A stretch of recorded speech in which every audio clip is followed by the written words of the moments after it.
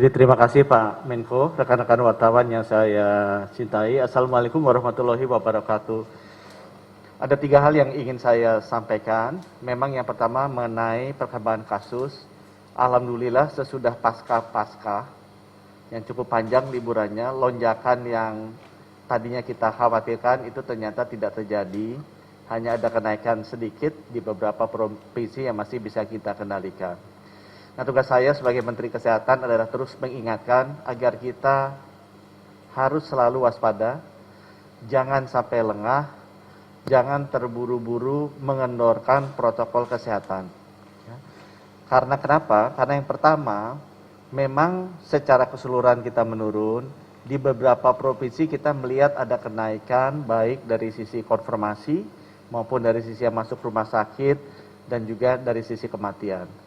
Terutama yang tadi disampaikan oleh Pak Menko, beberapa provinsi-provinsi di Sumatera, khususnya seperti Riau, Kepulauan Riau, Bengkulu, Lampung, juga ada kita amati di Sumatera Selatan dan juga di Sumatera Barat dan sedikit di Sumatera Utara dan Aceh.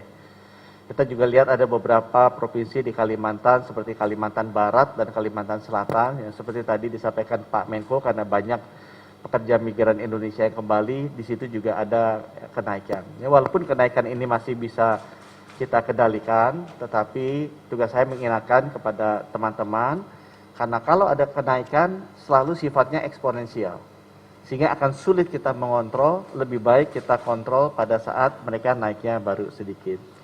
Hal yang kedua yang juga menjadi kewajiban kita untuk hati-hati, tadi juga sudah dilaporkan ke Bapak Presiden, karena sudah ada mutasi baru yang masuk, yaitu mutasi dari India. Ada 2 insiden yang sudah kita lihat, dua-duanya di Jakarta, dan 1 insiden untuk mutasi dari Afrika Selatan yang masuk, itu yang ada di Bali. Ya. Jadi selain mutasi yang dari Inggris, yang sekarang sudah ada 13 insiden, sudah ada 2 mutasi dari India masuk dan 1 mutasi dari Afrika Selatan. Ya.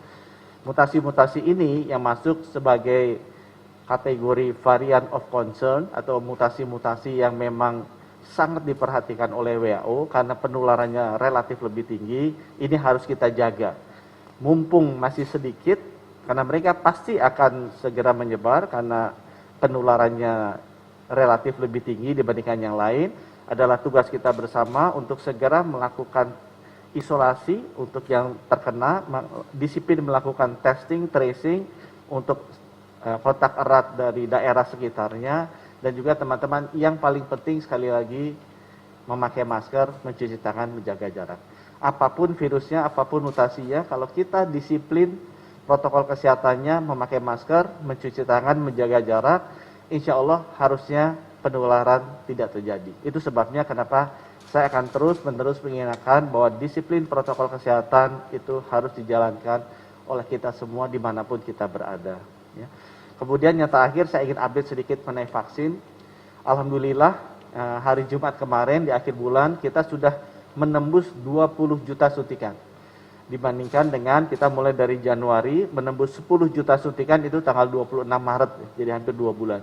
Sekarang 1 bulan dengan segala keterbatasan kita tetap bisa menembus 10 juta suntikan. Atau sekitar 12,5 juta rakyat Indonesia sudah diberikan vaksinasi yang pertama. Ya, kita harapkan bahwa kedepannya bisa lebih cepat lagi. Karena alhamdulillah dengan bantuan Bapak Presiden diharapkan bahwa bulan ini kita sudah kedatangan 3,8 juta vaksin AstraZeneca dari program Gavi yang gratis. Rencananya akan datang lagi sekitar 1,8 juta vaksin AstraZeneca yang gratis, sehingga totalnya ada 5,6 juta. Dan rencananya Bio Farma akan memproduksi sekitar 18 juta vaksin Sinovac untuk bulan ini. Sehingga bahan baku vaksinnya cukup, Bapak Ibu segera lakukan vaksinasi. Karena itu tadi, selama mutasinya masih sedikit, yang varian of concern, yang mutasi dari India, Afrika Selatan, dari Inggris, itu adalah saat yang tepat buat kita segera mungkin melakukan vaksinasi untuk melindungi diri kita dan keluarga kita. Oleh karena itu, bulan Maret ini tolong didorong vaksinasinya walaupun puasa dan lebaran karena memang sudah diizinkan. Saya juga update sedikit yang terakhir, kita sudah mengubah proses vaksinasi yang tadinya 4 meja menjadi 2 meja. Jadi tadi pagi sudah ditinjau Bapak Presiden di Tamrin City dan juga di Grand Indonesia. Tadinya prosesnya 2 meja, langsung sekarang menjadi tadinya 4 meja menjadi 2 meja dan waktu tunggunya bisa 15 menit. Dengan demikian itu juga bisa mempercepat proses vaksinasi kita. Mungkin dari saya demikian. Wabillahi taufiq wal hidayah. Wassalamualaikum warahmatullahi wabarakatuh. Silakan Pak Doni.